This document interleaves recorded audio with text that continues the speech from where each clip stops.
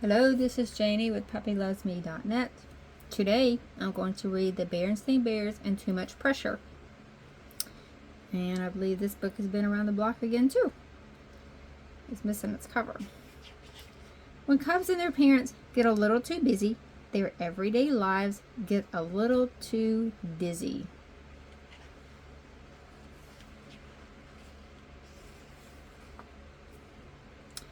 If someone were to ask you who bear country's busiest creatures are, you might answer that bees are the busiest. They gather nectar and pollen, make honey, guard the hive, and do all the other things that have earned them the title busy bees. Or you might answer that beavers are the busiest. They fell trees, make dams, build lodges with secret underwater entrances. There's no question about it. Beavers certainly are busy. But if you were to answer bees or beavers, you could be wrong, because the busiest creatures in bear country lately are none other than our friends, the bear family. The bears haven't always been so busy. They used to do the things that most families do.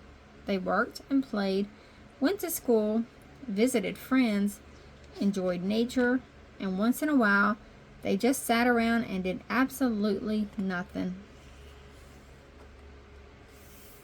The bears hadn't planned on becoming so busy. It sort of sneaked up on them. First, there was Brother Bear in the Little League. Then Sister Bear got bitten by the ballet bug and started ballet class. When her best friend Lizzie Bruin started writing lessons, Sister just had to take that up too. And Brother wasn't about to be left out of something as exciting as horseback riding.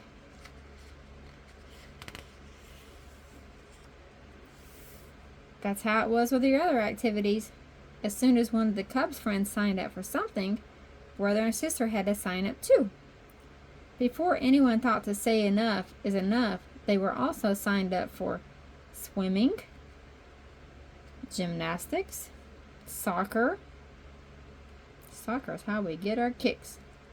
Karate, art, I call it flower with drips, and computer club. Talk about busy. Mama or Papa Bear had to drive Brother and Sister to all those activities. Things got so complicated that Mama had to make a big schedule to keep things straight. Papa hung it up on the wall. It's a full month of stuff.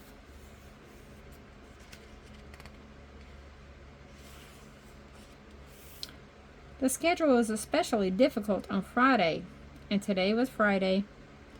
Will somebody answer the phone? Called Mama after the fourth ring. I'm busy getting things out of the freezer for tonight's dinner. Can't right now, shouted Sister from upstairs. I'm getting ready for ballet.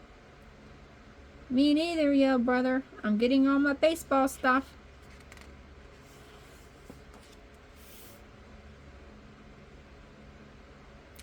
Since Papa was out working on the car, Mama had to answer the phone. She reached it by the seventh ring. It seemed a lot longer to Gran on the other end. Hello, said Mama. Hello, dear, said Gran. Is everything all right? You sound a little breathless. Just a little, said Mama. I was in the kitchen getting dinner out of the freezer. The Cubs are upstairs getting dressed for ballet and baseball, and Papa...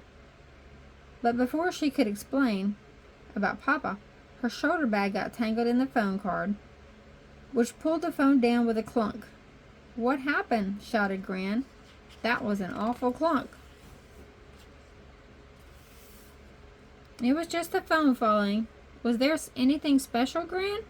What Mama didn't explain was that when she stooped to pick up the phone, her hat fell off, and when she reached for it, she tripped over the cord and was now sitting in a tangled heap on the floor. I was just calling to invite you all to dinner anytime soon, said Gran. Love to, Gran, but we're just on our way out, so let me check our schedule and get back to you. Fine, Gran said after a pause. Well, goodbye. Mama, said Sister, what are you doing sitting on the floor playing with the phone cord? Come on, we're gonna be late. Drop me off first, shouted brother on the way to the car. No, me first, cried sister. No, me, shouted brother. When Papa tried to explain what had been wrong with the car, the spark plugs needed cleaning. Mama shouted, Not now, dear. And she roared off, leaving him in a cloud of dust. Well, Gran said as she hung up the phone, there certainly is a lot going on over at the treehouse. That's the way young folks are, said Gramps. They like to get out and do things. Why, when I was a young feller... Doing is one thing, said Gran. Overdoing, she added with a sigh, is something else again. If Papa could have heard Gran, he surely would have agreed. There was too much going on, too much coming and going, too much rushing about, too much pressure. The Bear family schedule was becoming a nightmare, and as it turned out, a whole series of nightmares. The Cubs had planned to watch some TV that evening, but they were so stiff and tired, sister from ballet, brother from baseball, that they went to bed early, fell asleep, and they dreamed. Sister dreamed she was on a strange sort of merry-go-round, a merry-go-round of activities which went round and around and around. She wanted to get off, but no matter how hard she tried, she couldn't. Brother had a dream too. He dreamed he was caught up in an enormous whirlwind of baseballs, soccer balls, and computers. Papa dreamed he was trapped on a magic carpet that was zooming into a deep black hole. Only it wasn't a magic carpet. It was that awful schedule from the wall. Mama didn't have a nightmare. The reason was she didn't fall asleep all night. She lay awake, staring into the darkness, wondering how she was going to get through the next day. After a quick breakfast, Mama packed a lunch for Papa, who headed for some work in the forest. Then she shooed the Cubs into the car. Hurry, she said. We have a difficult day ahead of us. There's art class, soccer, karate, and swimming. And we've got to squeeze in lunch and shopping. They climbed into the car and she turned the key, but the engine wouldn't start. She tried again, but it still wouldn't start. Please, Mama, shouted Brother. Our karate instructor is very strict about being late. And the soccer coach is worse, yelled Sister. Mama tried again and again. Please, Mama, they screamed, jumping up and down in the back seat. But no matter how hard she tried, the car just would not start. Then Mama did something the Cubs had never seen her do before. She started to cry. Big, wet tears rolled down her cheeks. The Cubs forgot karate and soccer and everything else, except that their Mama was crying. What's the matter? Asked Brother. Tell us, please, begged Sister. But Mama just went boo-hooing up the front steps and into the house. Go get Papa, Sister said to Brother. I'll stay with Mama. Sister followed Mama up to her room, where she fell in the bed sobbing. It was all Sister could do to keep from crying herself. It's Mama, shouted. You gotta come, shouted Brother as he reached Papa's workplace in the woods. He told Papa what happened, and Papa could see that he was upset about Mama crying. Everybody cries once in a while, son, he said. Even you? Asked Brother. Sometimes, Papa said.